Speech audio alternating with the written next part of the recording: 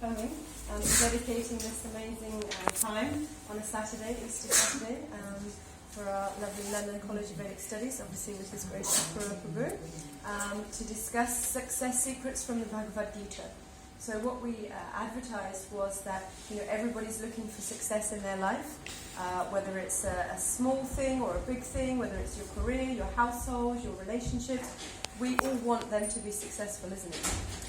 So obviously, in today's society, there are so many ways that we can hear about success stories through social media, training seminars, self-help books, these kinds of things. But these are all quite modern, but you find when you trace them back, it's always coming from the Gita anyway, and from the Vedas. So obviously our very expert teacher here today is here to share with you these success secrets directly from the Bhagavad Gita. So we're very thrilled to have you here today, Prabhuji. Thank you. So I hand it over to you. Thank you. Krishna. And if you need anything, my name is Bryony, so please don't hesitate to ask. Thank you. So thank you very much for coming.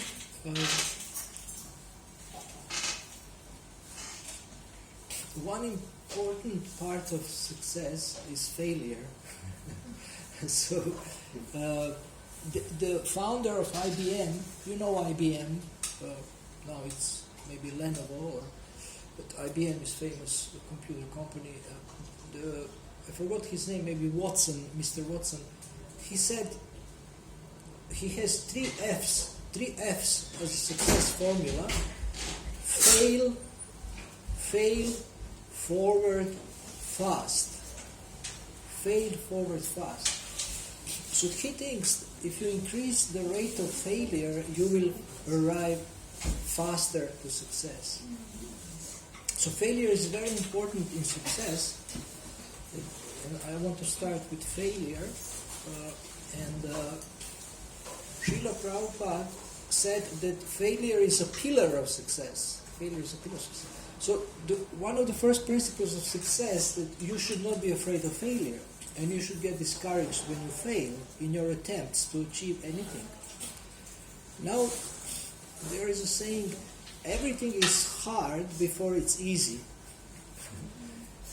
And one thing that successful people have is success mindset, the way they think, the way they see the world. So, I gave class on Friday, and then John Typer questioned my point. I said that Krishna says, Bhava Grahi Janardana, that he looks at the attitude of a devotee, he doesn't look so much at results. And then he said, but we still have to have some results. And it's a good point, good question. And then he said, so how do we understand this? That attitude is important to Krishna, but we still are asked by Prabhupada and by ISKCON and by our gurus to deliver some results in book distribution, in preaching, new devotees, plates of prasadam distributed, festivals organized, people supported, so many things. And I said that the attitude is essential, because if you don't have a right attitude and right motivation, right mindset, then you will be a shooting star and you will be shining on the sky of Krishna consciousness for some time and then disappear. So therefore, the proper consciousness, proper attitude, proper motivation is very important to cultivate all the time, and also from the very beginning. So now, as Mataji said, that success principles are timeless, and they are everywhere. You can find them in all the scriptures of the world. You can find them in the Bible, you can find them in the Torah, you can find them in the Quran. You can find some principles in Buddhist scriptures, but they are incomplete. And then now we have, if you go to Waterstones, you see so many books on success, shelves full of books, how to be happy, successful, rich. And America was teaching us that success means money. And I don't know if you have heard about Mike Posner. He's a famous musician, young generation, And Jai Shetty, or Ghanshyam Priya Prabhu, he made an interview with him, and he said an interesting thing. He said, when I started my career, I wanted to become famous and successful, and some people were telling me that money is not everything. And then he was thinking that they tell me that money is not everything because they don't have money. And they cannot earn money. So they are kind of consoling themselves, try to pacify themselves, and preach to themselves, and maybe also use it as an excuse not to make more money. And he said, I will show them, I will become rich and famous. And he did it. But what happened? He actually didn't become happy by becoming rich and famous. So he has fans who adore him. He has a house in Beverly Hills, that's Hollywood.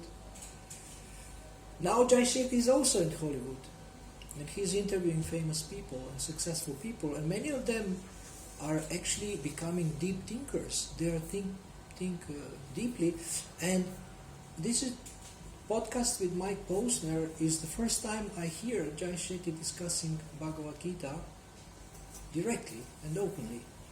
And it was so wonderful to hear, and even Mike Posner read the Bhagavad Gita, and he finds some inspiration and wisdom and life direction from the Gita. And now his life direction is very interesting, almost funny. He has a house in Beverly Hills, but he lives in a van. He prefers to live in a van. And now he's walking from the East Coast to the West Coast of America on his feet. He's walking. And now, of course, journalists are following him, interviewing him. He has grown a beard. And he's trying to show people something deeper, something higher. And he said that he really liked reading the Bhagavad Gita. And we know throughout the history that many famous people have studied Bhagavad Gita. So principles of success are everywhere, and principles of success are timeless. They are given by God. We call them also God's laws or nature's laws, and they are also in the Bhagavad Gita. And I have selected 6 verses which describe 6 principles of success. They can help us in our life very much if we use them. I have been using them for many years since I became aware of success and of the fact that we can work systematically on our success. And today we will cover 3, and next Saturday other 3. So they are: ask excellent questions, use positive language, expand your intelligence, grow giver's heart, become a trusted guide, and make a wonderful contribution. So how I came up with these 6. Once I had a session with the coach. I wanted to speak about writing a book, because many people are asking me, when will you write a book? And I said, I don't know. And so I thought I tried to be like a little bit responsible, and I decided to have a session and speak about potential book writing. And I was thinking which chapters, or what would be the titles of chapters of the book. And then my coach was guiding me nicely and listening and asking me some questions, helping me to think more clearly about what I want. And I came up with these 6. I think these 6 are very important, and if you use one of them or all of them, you can be very successful. So all of these are illustrated in one way or the other in the Bhagavad Gita, all these 6, and practically for each principle we have some referent verses, or at least one verse, and I will mention them and I will give you the number so you can study them from that point of view. So I have been studying Bhagavad Gita from the point of view of success for 20 years. And when I start reading it from that point of view, I have found so much, so many principles, so many tools, so many ideas that can help myself and others in our attempt to be successful. So we will start with asking excellent questions, and we want to look at some of Arjuna's questions that he asked in the Bhagavad Gita.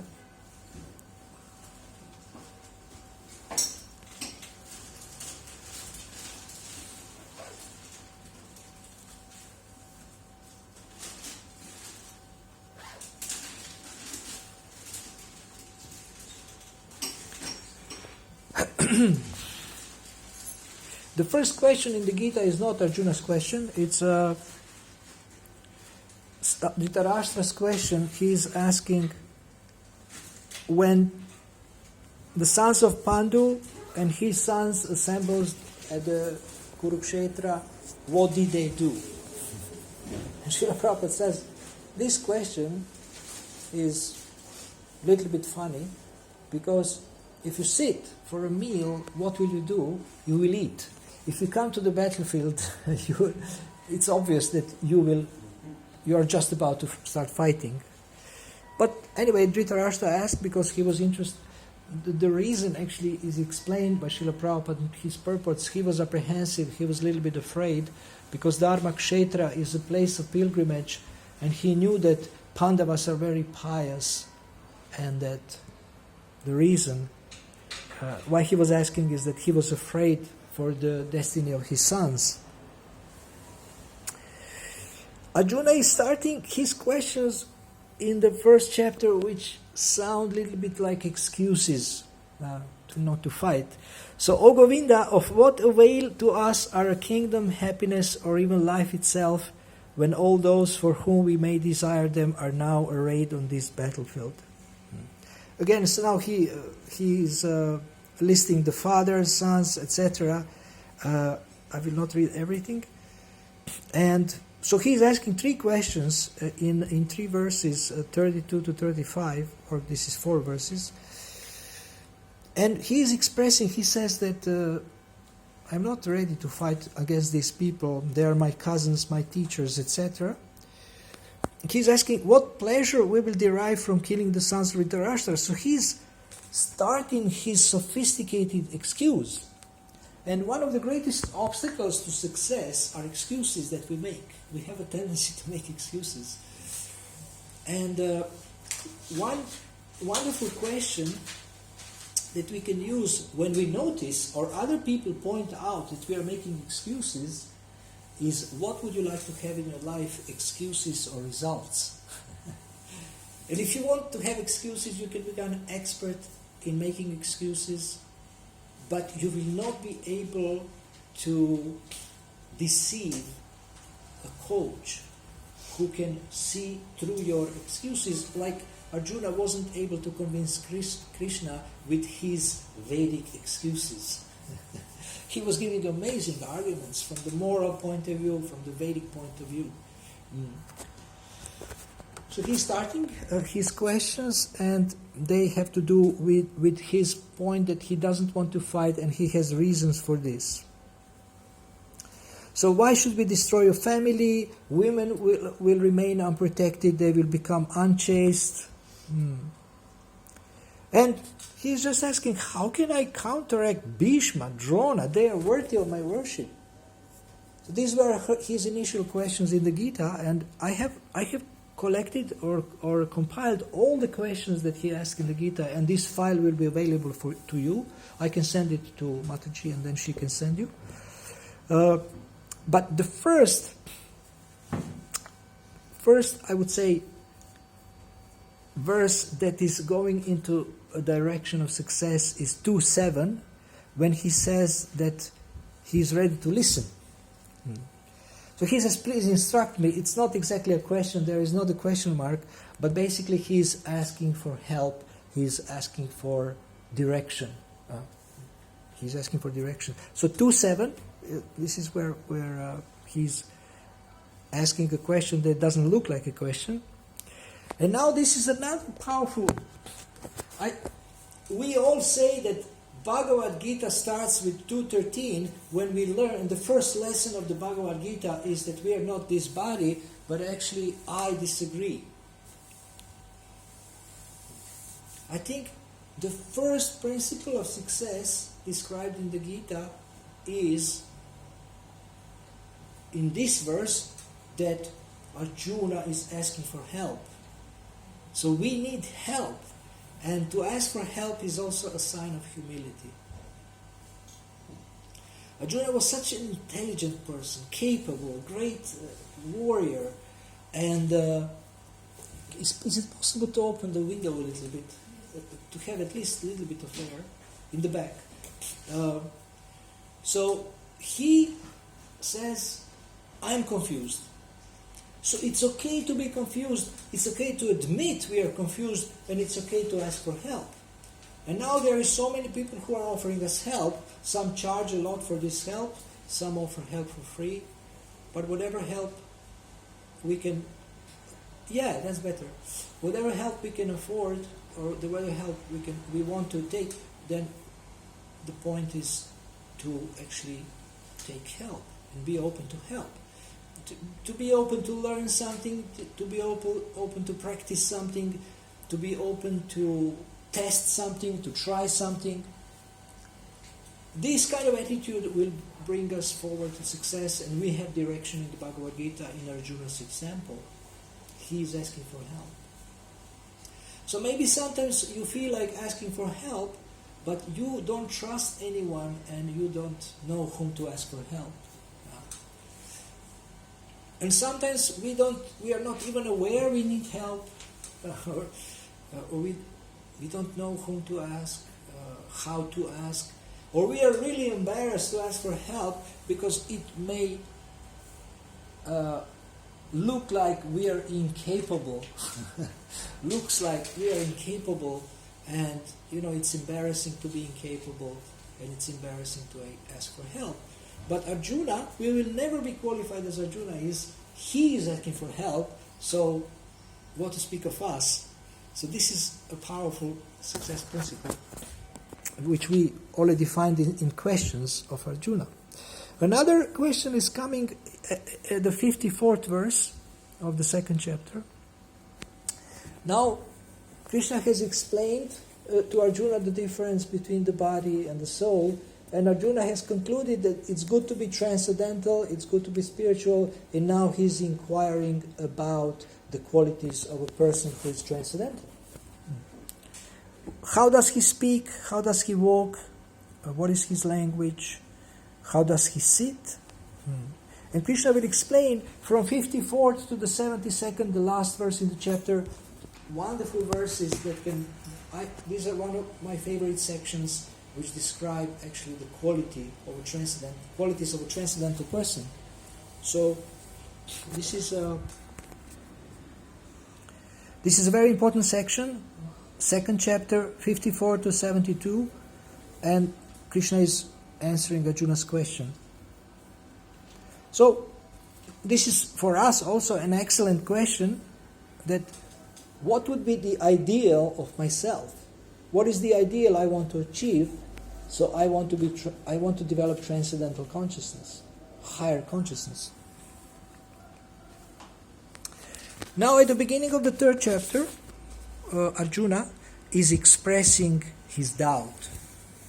So one of the excellent questions that we can learn from Arjuna is to, when we are in doubt, don't be afraid, don't be ashamed to ask.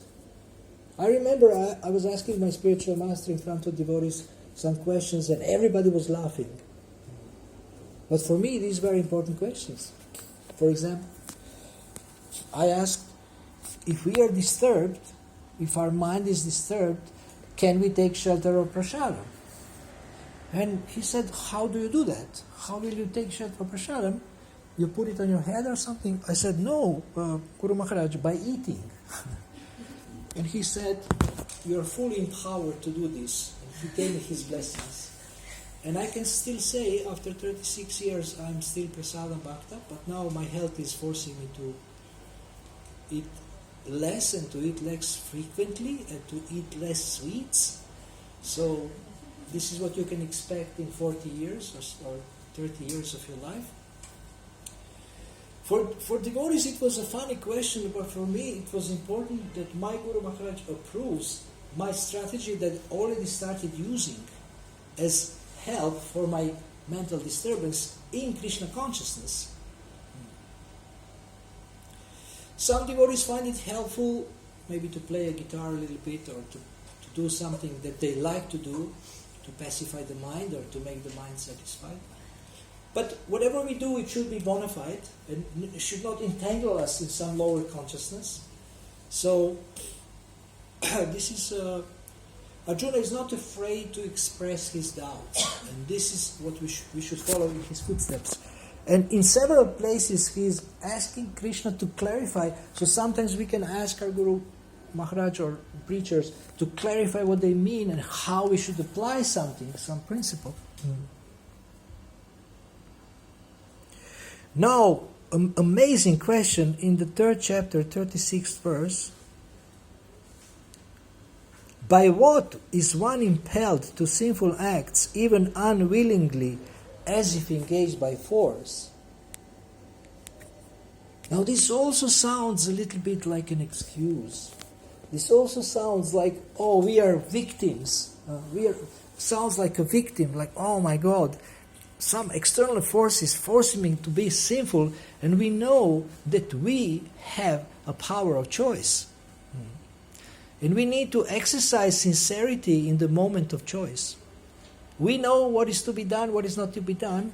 So, but still, Arjuna is curious to know what kind of energies operate in the material world and what can actually misguide us and degrade us. And two functions of Maya are Avaranatmika Shakti and Prakshapatmika Shakti.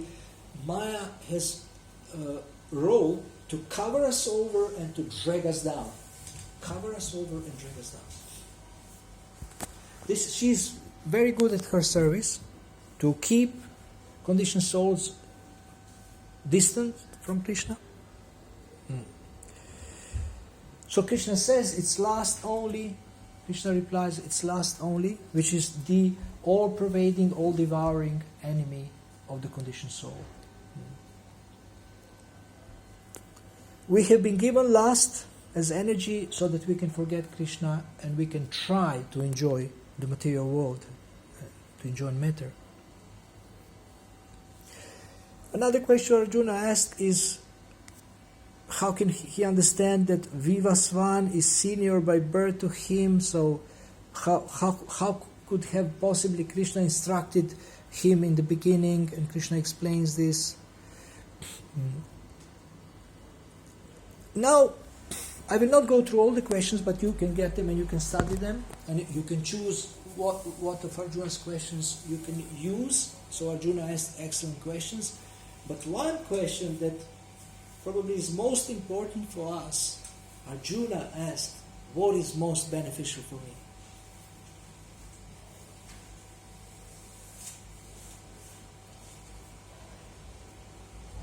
What is most beneficial for me?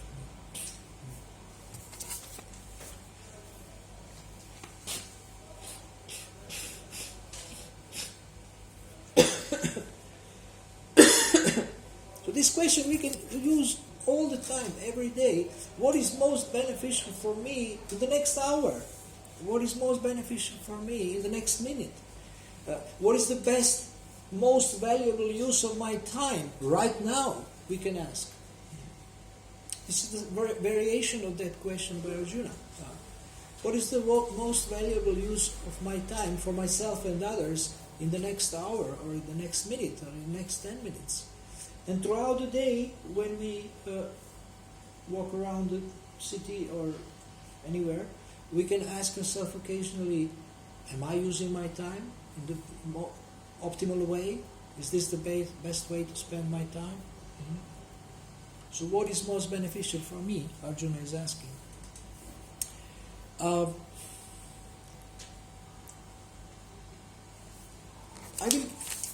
for you some practical tools that you can use, like choice map. Choice map is something that we will not get into in more detail, but I can send it to you and I can explain to you how it works. This is a very short seminar, so we will touch upon some things. Choice map is a simple drawing that shows us how we have a choice, how we will think about anything, and what questions we will ask ourselves about any situation that we face in life. And you can choose questions in the mode of goodness or questions in the mode of ignorance and passion. So questions in the mode of ignorance and passion are like, who's to blame, why they are so stupid, why I am so stupid. They're very negative questions, or questions that accuse others, that criticize, that lead to criticism. And questions in the mode of goodness are questions that focus on the solution, not on the problem. Focus on the solution.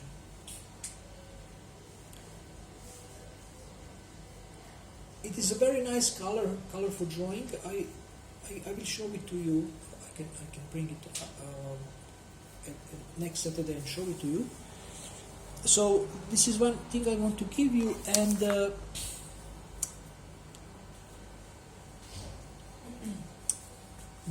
I have been trained in one system of coaching over the past year.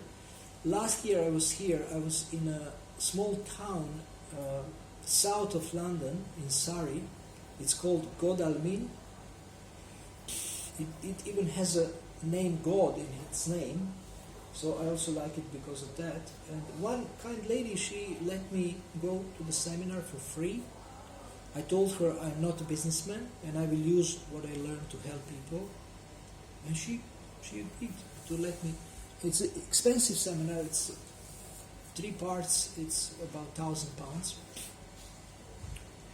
But I would like to share with you what I have learned there. And important part of this approach to coaching is questions. It's called incisive questions. Do you know what incise means? To incise?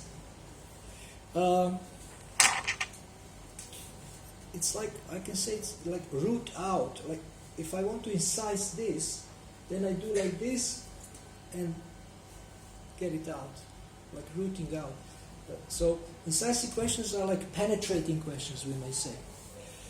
And the purpose of these questions is to help us to eliminate limiting assumptions that we have in our thinking about anything, especially about things that are not easy or that we are not sure if we can do. So we assume so many things, we prejudge, we have a prejudice about what can be done, what cannot be done. And when you use these questions, then you can, it's like a surgical operation, you get free from questions that don't help your success. So thinking is consisted of questions and answers. And if we ask better questions, we will get better answers about any area, any relationship, any task, any goal, any project. Einstein said, if you give me a problem that my life depends on, and you give me 1 hour to solve it, I will use 55 minutes only to find the best questions, and I will solve it in 5 minutes. He valued questions so much. He said, I'm not a genius, I was just very inquisitive. So we will speak about inquisitiveness in our third part, expanding intelligence. But questions will also be important in expanding our intelligence, because questions stimulate. Excellent questions stimulate our intelligence. And so now there is so much to learn about questions from the Shastra. In the first canto, Sutta Goswami is thanking the sages of Naimisharanya and Shonaka Rishi for asking six questions on which the whole Bhagavatam is based. And he says, your questions are worthy, your questions are glorious. And it is said that if anyone asks us a good question, we should thank them. We should thank them. And because this will allow us to give an answer based on the scriptures. And in the purport to this verse, and this verse is Canto 1, Chapter 2, Text 5, Srila Prabhupada, the whole purport dedicates to questions. Importance of inquiry. Adhato Brahma Jigyasa, in our philosophy, inquiry is so important. Inquiry and service and submission, these are three attitudes with which we approach the spiritual master. So asking relevant questions, and we call these questions excellent questions. Excellent questions is a question actually that helps your success, that will help your success, your progress, your moving forward. This is what I mean by excellent questions. And we have different dialogues in the scriptures, and there is questions and answers there. Different sages and devotees ask either Krishna or other devotees excellent questions, and we can use some of these questions or all of these questions for our own success. But we need to look for questions. And if you want to find questions in one place, devotees from Vanipedia, online encyclopedia of Srila Prabhupada's teachings, have been collecting or compiling categories. There is 14,000 categories, 14,000 categories of quotes. It's called Vani quotes. And there is two categories that I recommend to you. One is called questions asked of Srila Prabhupada, and another is called questions asked by Srila Prabhupada. Of course, he would ask a question then answer it also. He said sometimes one may ask, or sometimes the question is asked, and he would answer it also. So if you want to study Shastri questions, now there is other questions from our day-to-day life, and we can learn from people who are trying to have a better life, who are trying to enjoy the material world. They have learned that questions will help them to achieve their goals, the right questions. And for example, if you want to achieve a goal, it's very obvious that we should ask ourselves, how can I achieve this goal? Or who can help me? Who can teach me? Who is already successful? Can I interview them? Should I interview them? Should I learn from them? Many obvious questions, but what I would like to do is to become more conscious. What questions are you asking yourself throughout the day? And this affects your inner dialogue, and this will be the topic of our next theme, and it is about using positive language. The questions are also, if you have positive questions, your language, your thinking will be positive. So, do you have any questions about questions? And after your questions, I will give you a very practical tool that you can use for yourself. It's a little bit like a fast course, but still you can get a lot if you apply these things. So do you have any questions about questions? Yes. I can't ask equal excellent questions. Yes. So is that means because I'm not really thinking, or I'm not intelligent, or what is a cause for me not asking good questions?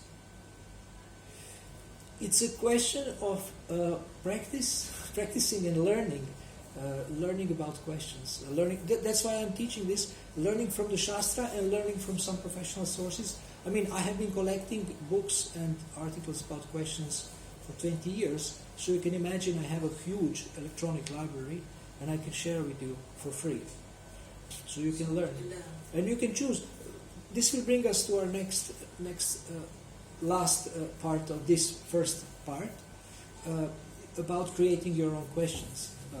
So regarding being intelligent or not, in the Shastra there is discussion. Prabhupada said women are less intelligent, and nowadays it's very difficult actually to explain this to people and even to ourselves. These statements, I would ask Prabhupada now, why this or Rupa Goswami, why it is said? Because nowadays, maybe you have heard, you can measure like at least 7 types of intelligence. So no one can say that they are totally stupid. In one area, they can be very, capable and intelligent. In another area, maybe not so. And I personally always thought that women are more intelligent than men. I mean, before I joined, even after I joined, because they're practical, they have the emotional intelligence, there's so many intelligences. And one intelligence that they have is this emotional intelligence. They can be very loving, especially with children. With husband, it depends. It can be loving, but also can be very sharp. Or strict, that's the word. So, I don't believe that anybody is stupid. You can see a tree. When the branch of a tree hits the obstacle, it goes around it. So, how is this happening if the tree doesn't have intelligence? I mean, animals are so intelligent. Emotional also, they cry sometimes. So, the door is open or? No. So, never believe that you are stupid, especially if other people tell you. But even if your mind tells you, this is not true. It's not true. We have this learner approach or learner mindset. We are always eager to learn, and it has to do with our third topic of expanding our intelligence. We will speak about this more. So, it's better to be curious than to listen to the message that we are stupid. If somebody is curious, how can he be stupid? I mean, he wants to learn something. He wants to know about something. He's working on getting more intelligent, so that means he's intelligent.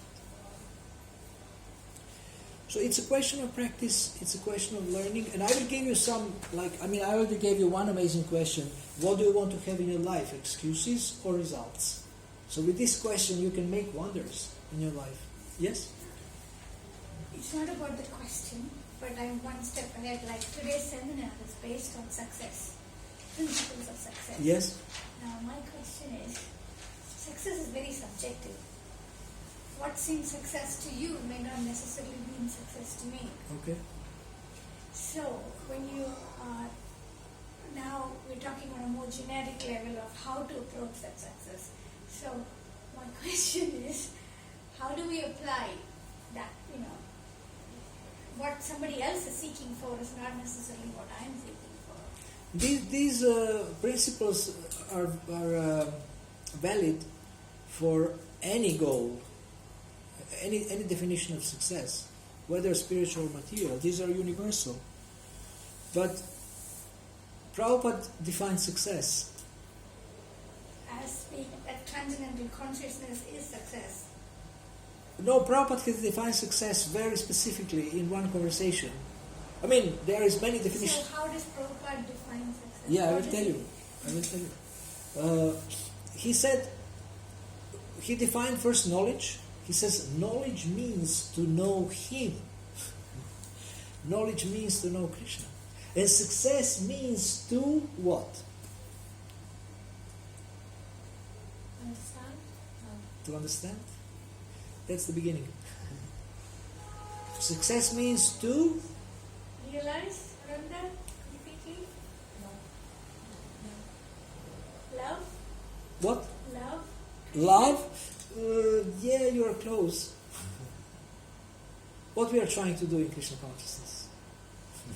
Surrender, so. Yeah, but something more practical. Follow. What? Follow. Follow? Serve? Serve, yes. We are close, very close. These are all right, but it's wrong. I mean, we didn't hit the nail. We didn't hit Devotional service? Devotional? Prabhupada. Yeah, what we are trying to do with devotional service. We're trying to... Christians.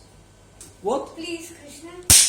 He will get a cookie, I don't have it. To please Krishna. Prabhupada said, success means to please him.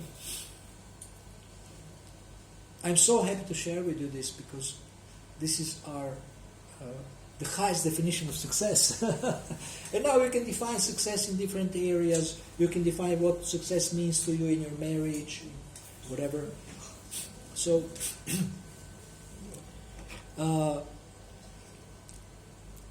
in the sixth part, we will speak about creating a personal mission statement, where you will define what kind of success you want to have in your life. So we will come to this. Okay, one more question, and then I will give you the last thing from the first part. So, any questions or about anything? Yeah. Just one small question. The master was asking about different type of intelligence and so on, but intelligence, when we say we're comparing, aren't we? We're comparing, men and women. But what about, the most intelligent person today wouldn't be considered intelligent like 5,000 years ago in Vedic times, would they? So it's all relative, isn't it? Yeah. So, and in the future, someone who's very intelligent then, probably the person now who's not particularly intelligent will be considered greatly intelligent. It depends on the culture, isn't it? Really, someone from the Vedic culture, a simple person would be very intelligent compared to someone today. Really, so it's all relative, really. It's all. I know that one attitude here. She was the head teacher, Irish with Prabhupada disciple. She did an IQ test from IBM, the big computer company, because they wanted to recruit people.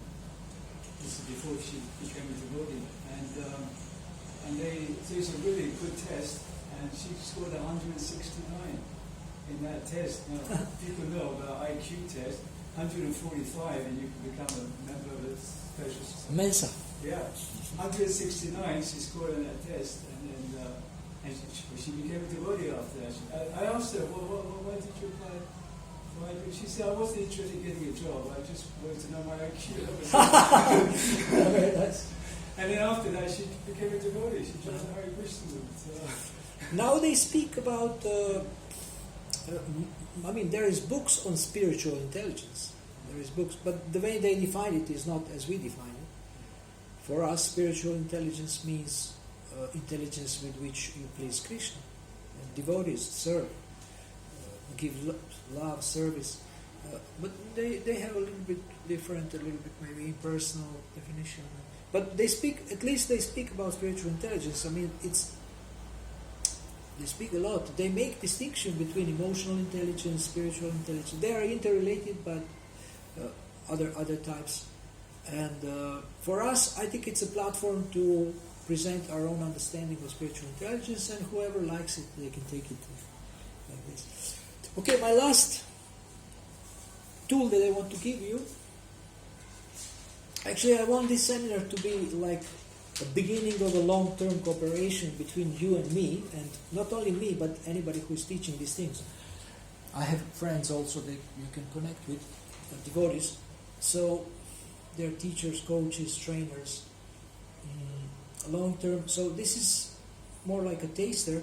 The tool is called personal questions. So of all questions that you get from the scriptures, all the questions that you get from professionals, from coaches, for experts in questions or in inquiry, that you should select the questions that will help your success and that are related to your goals, and create a set of daily questions that you want to ask yourself, and these questions cover the most important areas of your life. And if you have someone who can ask you these questions, it's already like a coaching session when somebody asks you your own questions. So you don't have to pay an expensive coach. You can actually have a friend who will ask you your own questions, and you can ask them their own questions. You can have a mutual coaching session where you help each other with your priorities, keeping track of your priorities. So, for example, you would like to ask a devotee to ask you, have you chanted your rounds today attentively? And then you say, well. Then next day you're chanting and you say, oh my God, tonight I have to answer this question honestly, better I chant attentively. So this can help you to focus on your goal of chanting attentively, because you know you will report to someone. So you can have between 5 and 10 questions for each day, and ask yourself, and in this way keep track of your progress. How are you doing on your priorities? You can tell me that something is important to you, but I can challenge you and ask that if something is important to you, if something is really important to you, then how much time do you spend on this every day? If something is important to us, we find time for this. We find time.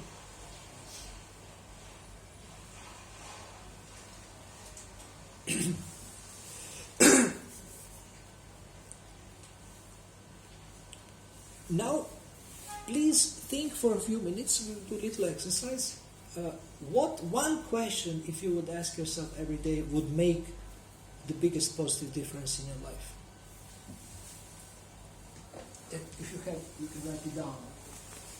Or share in a minute.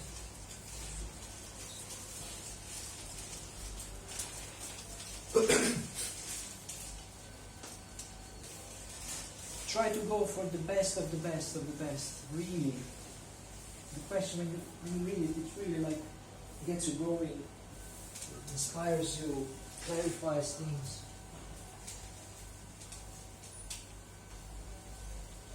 So could you repeat the question, please? What one question, if you would ask yourself every day, would make the biggest positive difference in your life? In your day and in your life.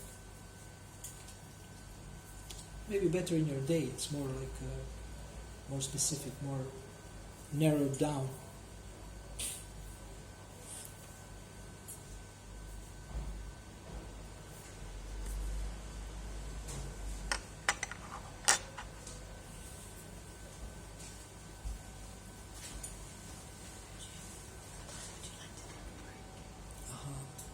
In the middle somewhere. Yeah. Yes. 12? Yeah, waking about 10 to 12. 10 to 12. Yeah, so you can give me a sign. Okay, so let's hear some of your questions if you have them. Yes? This is with Siti. Mother Urmila, she said to us in one of the workshop, and she said that this is a question we should ask. Can I just say? And then yes. my also. She said, am I pleasing Krishna right now? This through the day. Wonderful. And so like similar things. So I said, is my Guru Mahari pleased with me right now? Wow, fantastic. Thank you. Excellent. Yes. Yes. This is something I've been meditating on. If today is the last day of my life, how will I conduct myself? Ooh, fantastic. So live every day as if it's the last day of your life. And what is the most important thing in that? Then you are really aware of your priorities. If you think like this, yeah. You can't miss it. Excellent. You do your best to do your last best thing or whatever. Yeah, that's great. Anybody else? Am I being of service? Am I being of service? This is a little general. To whom? To Krishna? To Krishna. Okay. That's more specific. Krishna is very specific. He's a specific person. Nice. Okay. Any other? Yeah. Will this action help you to progress? Will this action help me? To progress. To progress. Excellent. Yes. This is more down to earth, Yeah. but it is very important. Yeah? Is this activity what I do is related to Krishna consciousness? Okay, that's also nice. Yes? Could I have used my time better? Uh-huh. Yeah. What is this music? It's not from the temple. From the street? Okay. It's so strong, so loud. I think my recorder will catch it.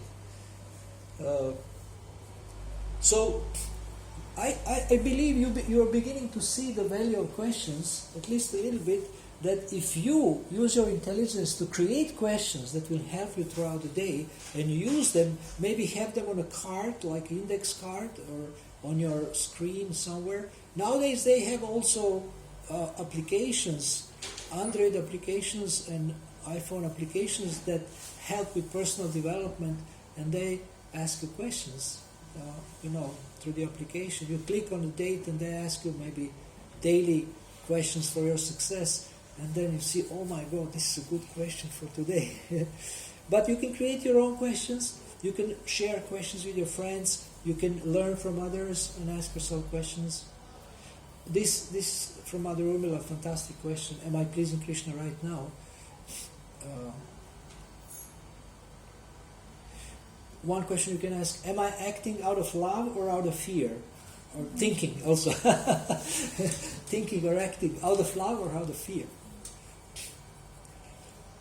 I had one Facebook post that if your heart is full of love, there is no space for fear. So if we fill our heart, how to get free from fear? Fill your heart with love. By hook or by crook. Pour it in somehow. Drink it. So, you can always share with me if you like. I can share with you on my library, and I will give you also my email and Facebook and WhatsApp number. You can contact me anytime after the seminar. One thing about my seminars is that they don't end when they end. Actually, after the seminar I'm available for lifetime cooperation, so you can contact me anytime and I will do my best to serve you, help your success. But mostly the success I'm teaching is based on the Bhagavad Gita. From the material world, on the principle of Yukta Vairagya, we can take some tools, and basically it's the same principles. Can you explain Yukta Vairagya? Yukta Vairagya means using everything in Krishna's service, seeing everything as meant for Krishna's pleasure, and using everything as Krishna's service. So people are creating amazing tools for success in the material world to enjoy their senses and material success. What we are taking this and using it for pleasing Krishna and serving devotees. And Prabhupada was laughing. He explained this principle, Ajagara Vritti. Ajagara Vritti means the mouse works hard to create a hole where he will live, but the snake comes, chases out the mouse, and moves in. So Prabhupada was laughing. He said, people created these beautiful buildings for their sense gratification, and we move in and serve Krishna there.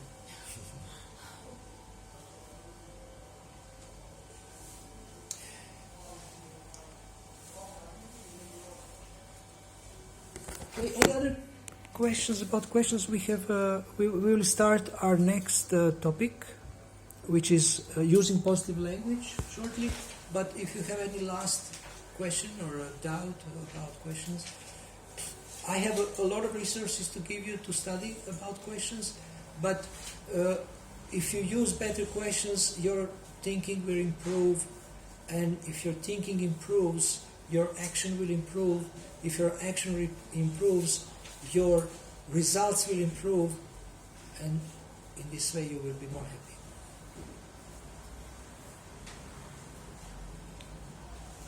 Okay, so we are now going to using positive language. The referent verse is 17:15. Krishna describes the austerity of speech. It's the part of description part of description of the austerities in the Lord of goodness, and Krishna explains austerity of the body, austerity of the mind, and austerity of speech. And austerity of speech is Anudvega Karamvakyam verse, which can be implied in two ways. And Krishna says, speaking words that are truthful, pleasing, beneficial, and not agitating to others, and always reciting the Vedic literature. So if you have a conflict with your husband or wife, you can always go to this verse and check how are you doing. You can check if you're speaking words that are truthful, pleasing, beneficial. Actually, sometimes I counsel couples, and I will give them this verse. Actually, I haven't been giving them this verse enough. But this verse is so good for conflict and for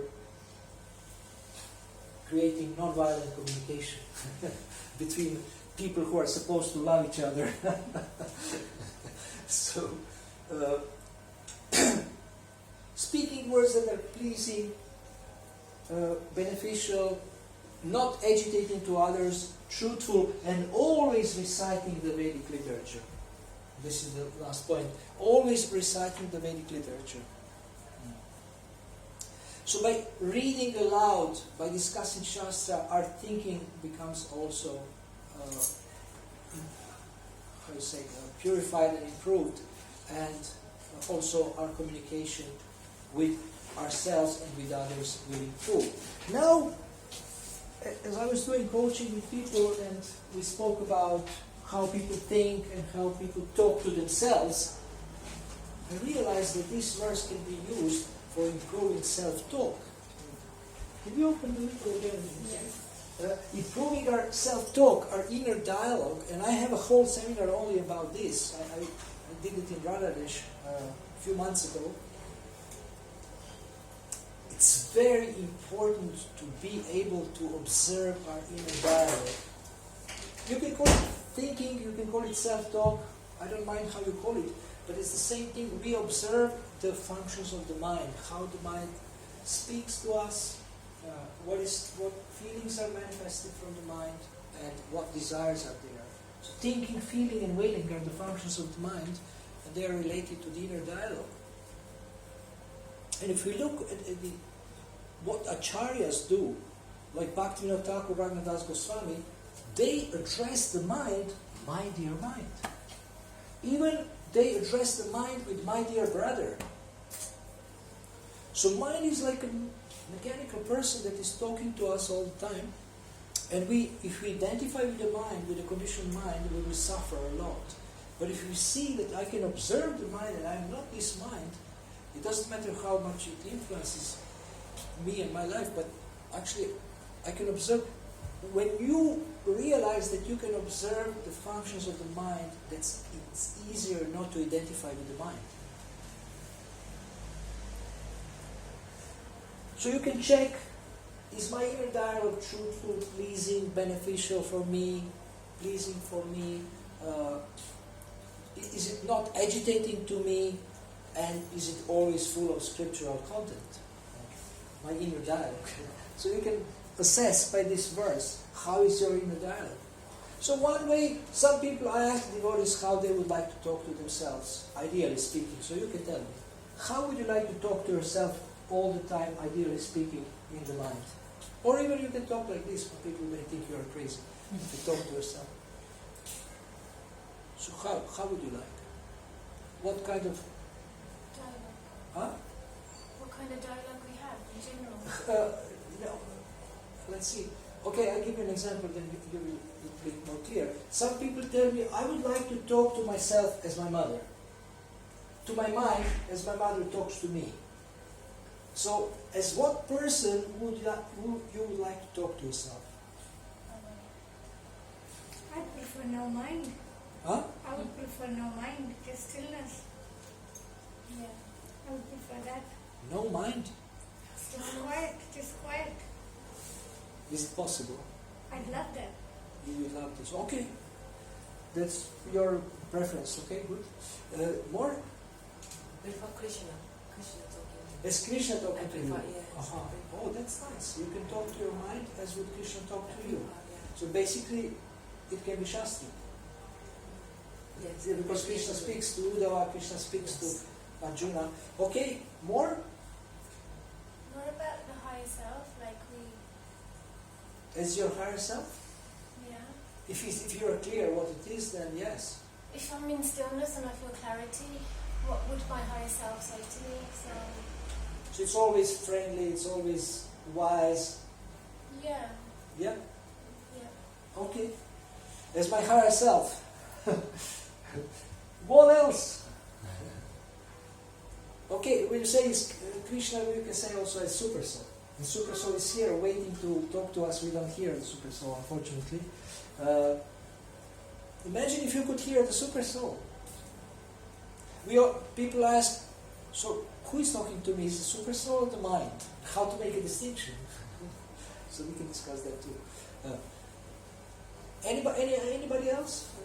If you would have somebody following you whole day and talking to you, which is happening actually already, it's happening. Mind is following us and talking to us. But who that person ideally would be? Who would be your best follower? Yeah. Someone who doesn't criticize you when you make Okay. mistakes. Okay. Nice. Someone who doesn't criticize us. Encouraging. Is there such a person? Huh? I said encouraging. Encouraging. Yes. So we are coming closer to an ideal person. Apart from Krishna, huh? Accepting. Accepting. And who is such a person?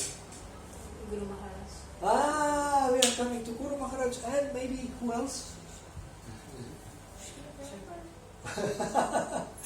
And anybody else? Okay, if you can hear the Srila Prabhupada, I can give you a machine which has 2,000 hours of Srila Prabhupada. Indian devotees created it. It's great. You have a little notebook and you can choose a number and get the lecture. All the lectures, all the bhajans. Who else?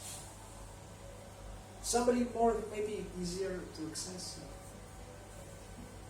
Have Coach. money? Yeah. Coach. Who? A coach. The coach. I like that.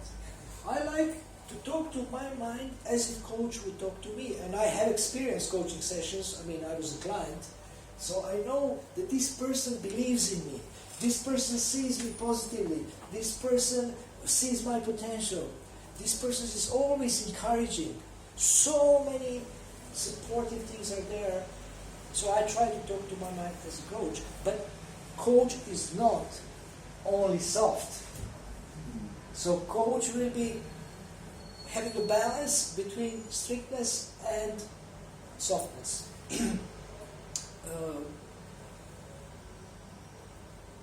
I would like to be a little bit on the side of strictness, like at least 59, 49, 51, or it can be 55, 45. I think it's good always to push ourselves a little bit, but not too much. So now we see that we can choose how we talk to our mind. And believe me, these 3 words are so simple, and they come from acharyas, not from me. They can do miracles if you use them.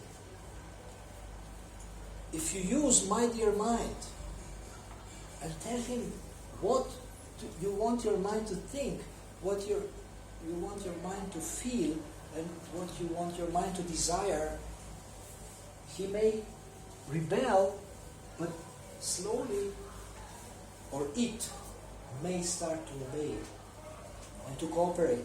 So what I say to my mind is, my dear mind, please cooperate in my efforts to make spiritual advancement, to serve devotees, to serve the mission. And the mind says, well, I don't know about that. I will think about it. Okay, think. But please, this is a very important proposal. We also don't use enough in our thinking, my dear Lord. We don't use it enough. My dear Lord. If we address Krishna, he is a person, or my dear Srila Prabhupada, if we address them, they are persons, they hear us, then they will help us more. It's a very simple thing, but we don't use it. My dear Lord, please help me. If you face a temptation, if you are honest, you will pray to the Lord for strength to pass the test. On the spot. So, we just did the podcast on Inner Dialogue with Harikata Prabhu, he's from Zurich, and he finished, he said, can I read something to end the podcast? And he read the whole description how Prabhupada came to America and how he succeeded. And then he asked me, okay, do you have any comments? And I said, yes. Can you imagine what kind of inner dialogue Prabhupada had when he didn't give up? Despite all the challenges, he didn't give up. So what kind of thinking you want to have, what kind of inner dialogue you want to have to become determined, enthusiastic, always unbreakable, connected to Krishna? You can choose. Do you know that you can choose how you think, you can choose how you feel, and you can choose what you desire? Do you know this? Once we know that we have a choice, we put ourselves in a powerful position, and then what is up to us is that shall I be sincere on the spot, and in the moment of choice, in the moment of temptation, shall I be sincere and choose the right thing? So now, regarding feelings, can you please get up?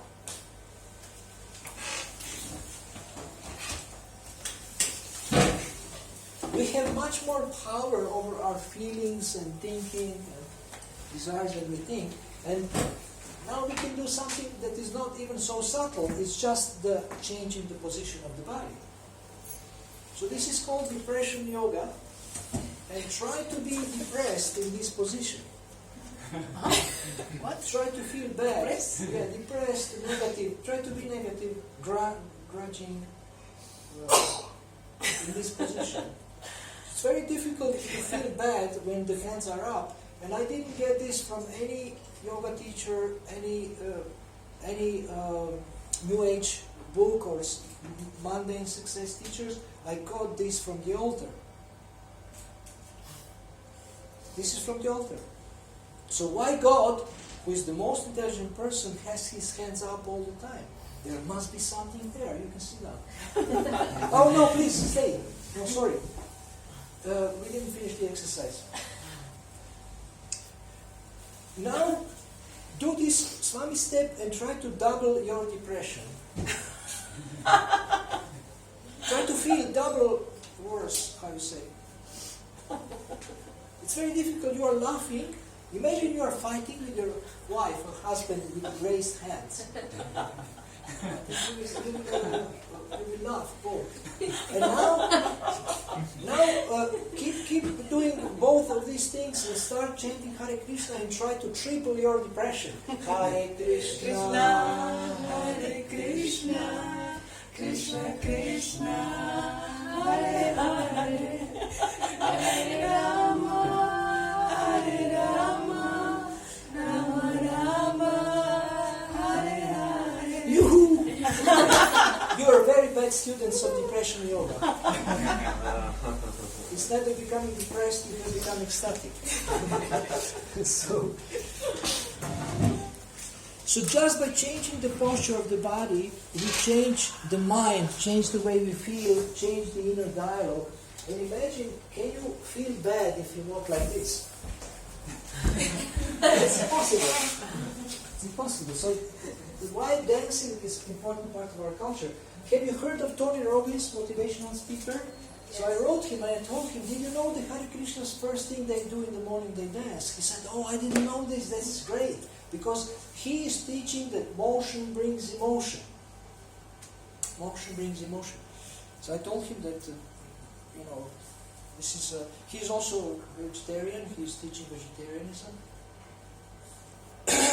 So there is so much we can do to improve our life and to feel better, despite all the, adibautika klesha, adiatmika klesha, adidavika klesha. And to me, the root cause of most problems is negative inner dialogue and material inner dialogue, not spiritual inner dialogue. So we want to have a spiritual inner dialogue, and positive inner dialogue.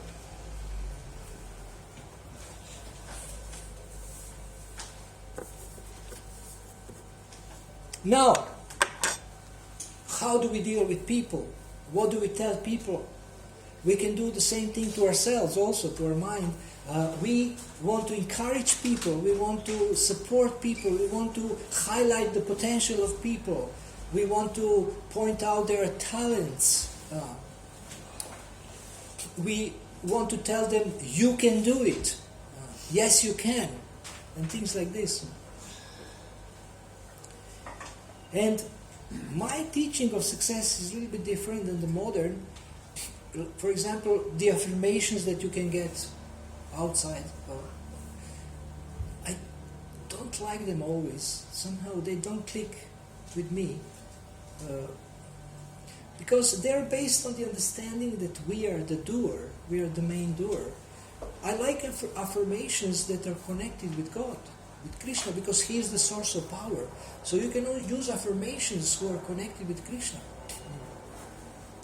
Mahatma Prabhu has made affirmations in relation to japa that are very, very Krishna conscious. So we can use Krishna conscious affirmations to improve our inner dialogue. One of the main tools for improving inner dialogue in the material world are affirmations, but we can have Krishna conscious affirmations. Imagine if you say to yourself, I chant my rounds every day, attentively, 108%. So if you tell yourself this, then it's difficult to take japa and have a sloppy rounds, because you have been telling yourself what you want, that you want to chant attentively.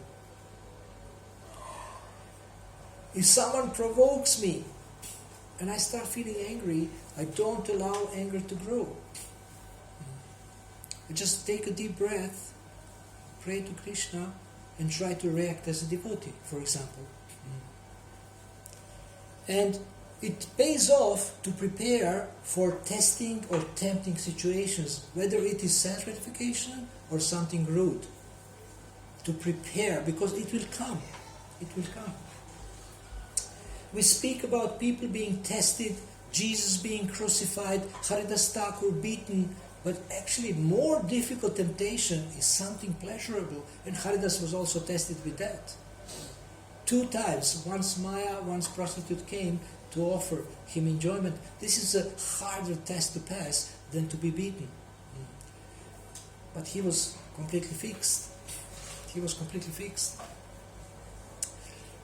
So you can have an amazing inner dialogue about preparing yourself for temptations that can come, and saying no to Maya when the time comes, and yes to Krishna. And I always say that we are not only what we present on Facebook, smiling face, beautiful dhoti, beautiful sari, or people sometimes have bathing suit. I don't know why the boys do this, but they do it.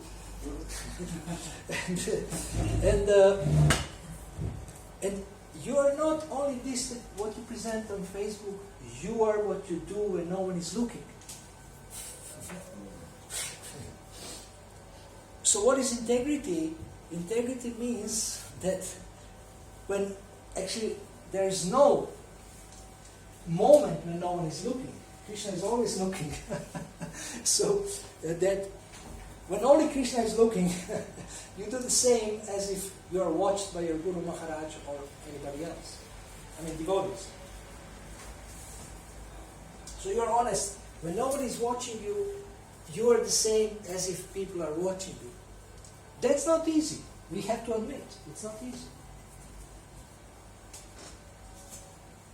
For example, maybe you like Bollywood videos, and if somebody is around you, some devotee who is like maybe fanatical in Krishna consciousness. So you wouldn't watch Bollywood videos when they are around.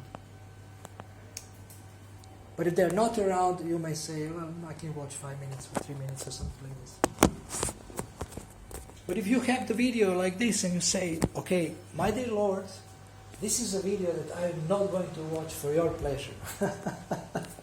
And Krishna says, yes! Smile. Like when this Brahmana was burning his finger, he was cooking in the mind, but it was such a strong meditation on pleasing the Lord that he burned his finger, and Vishnu smiled at Vaikuntha because he saw how his devotee is so dedicated. He has nothing to cook, but he's cooking in the mind to please the Lord. So similarly, Krishna will smile when he sees that you say no to Maya.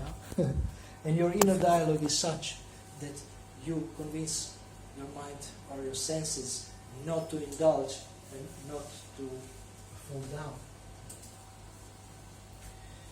So, do you have any questions so far about this positive inner dialogue? I mean, there is so much. I have also another course. I mean, for all these topics I have a separate course, but this is an overview. Positive inner dialogue, spiritual inner dialogue, use positive language in every situation, use words that will uplift. Bad word can kill someone. Because of one word, some people commit suicide because they are offended or hurt. But people can be saved if you send them encouraging, supportive, loving word. They can be saved from suicide. We have this experience. And also for our own inner dialogue, if we tell ourselves that we are bad or others are bad, we criticize ourselves or others, this will not help our success. So this verse is so important in the Bhagavad Gita, speaking words that are truthful, pleasing, beneficial, and not agitating to others, and always reciting the Vedic literature. So we are coming close to our break, which will be about 10 minutes, maybe a little more, 12 minutes. And do you have any questions about this? Supposing you have a very strong mind, very, very strong, very fixed. Supposing you have a very strong mind. Yes.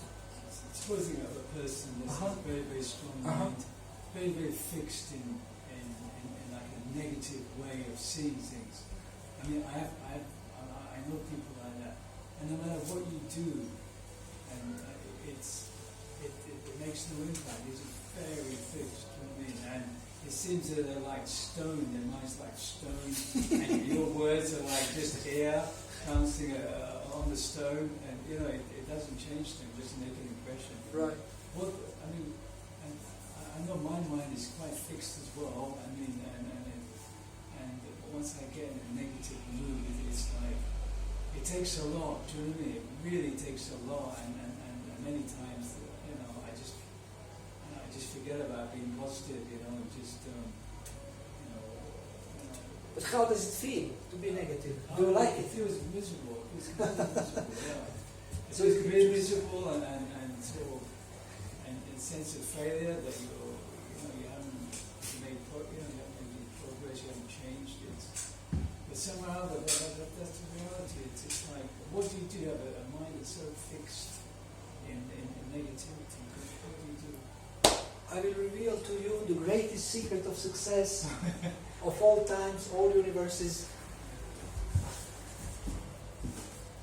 It's called daily practice.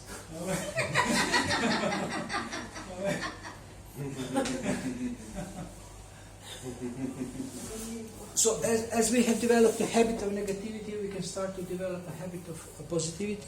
And we can have some sentences that we repeat. We can catch ourselves starting to being negative. It's very important to catch the negativity early, or negative self-talk early. Then it's easier to control it. If you let it develop, then it's not so easy to get back to positive or to spiritual. But practicing like reading aloud is so powerful. I mean, you train your tongue and your mind to speak spiritual things and positive things. And you can practice encouraging at least one person a day, saying something,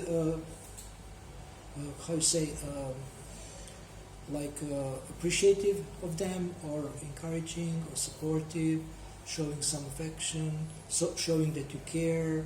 You can tell people your life is important to me, and I'm not only talking, I can prove it. And you start to like it more than negativity. Some people admit it to me, they like misery. They have developed a taste for being depressed. It's like you enjoy self-pity. Poor me. There is some taste in this, isn't it? A little bit of taste is there. You know, nobody notices me. It's also a way to draw attention, to be miserable, isn't it? Yeah. Is it because it's Oh, easy? sorry. Sorry. You are first. Yeah. Is it because it's easier to feel sad than to feel happy? Yeah, it's an austerity to be happy. A good point. If I would have a cookie, I will give you a cookie. Yeah.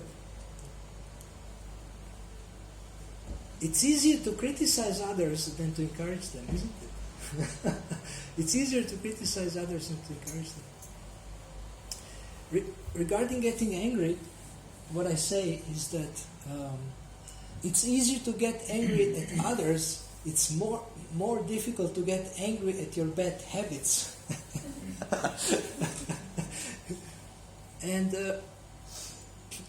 there is so many ways you can use. For example, if you want to, my wife, she challenged me. She said, "You're Mr. Positive, so why are you being so negative?"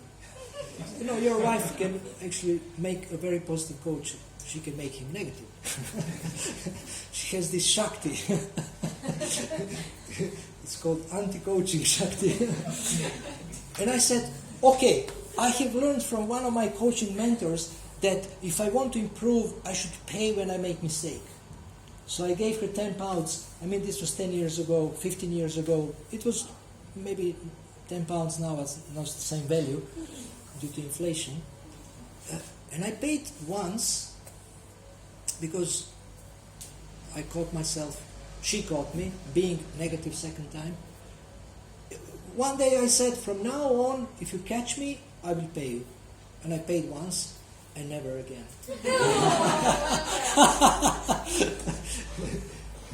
So, also she let me travel and preach, so there was not so many situations. But I say to devotees, for anger management, if you catch yourself getting angry, give 50 pounds to the temple, or for book distribution, or for, And next time when you're getting angry, you will think twice. Does it pay off? So they say, I can't control my anger. Well, you can.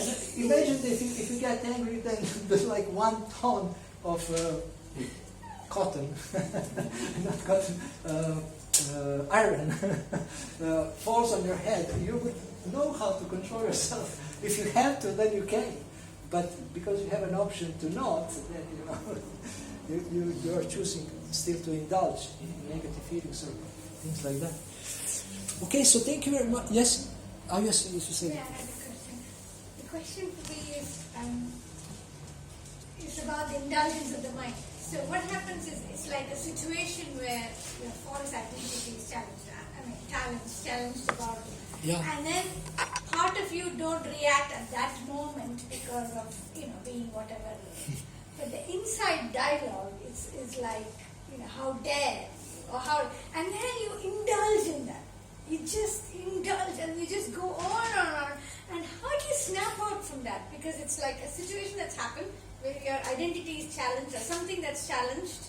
You don't react because you choose not to react for whatever reasons. Krishna conscious or whatever. But in your inner dialogue hasn't stopped. So? And you indulge in this inner dialogue. And every time I see that person again, that inner dialogue is what... and why do you indulge? How do we come out of this? No, why do you indulge? The senses.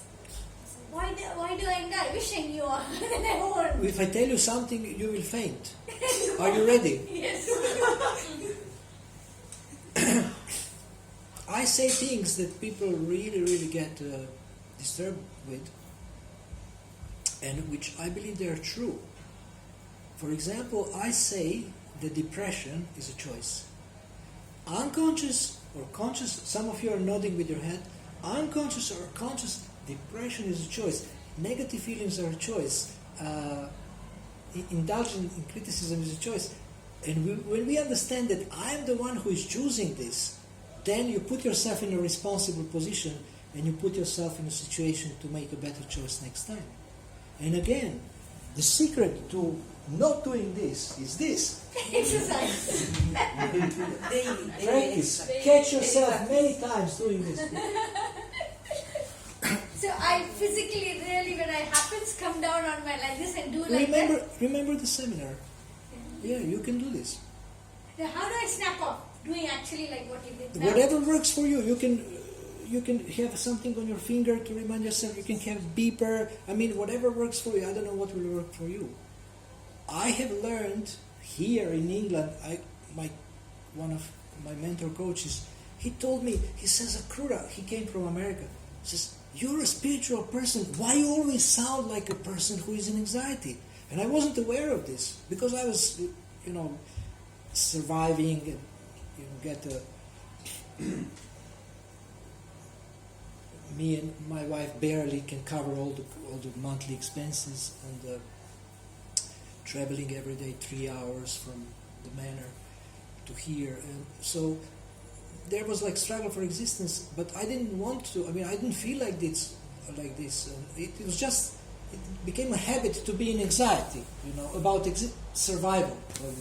How are you doing? Surviving, people say. Now I have so many problems with physical because my body is getting old. And when people ask me how are you doing, I say, getting younger. And I think at least half of my problems will be reduced by this, simply by this kind of answer. But if we say, oh, are you willing to hear for 2 hours of all of my problems? Here it hurts and here and here and and my hearts are beating faster, although I didn't fall in love with anybody, but it's something has to do with the blood like this. So you have to practice. This is the beginning of practice, beginning of training. Okay, so please have a break now, 10 minutes. Come back in 10 minutes. And Thank you.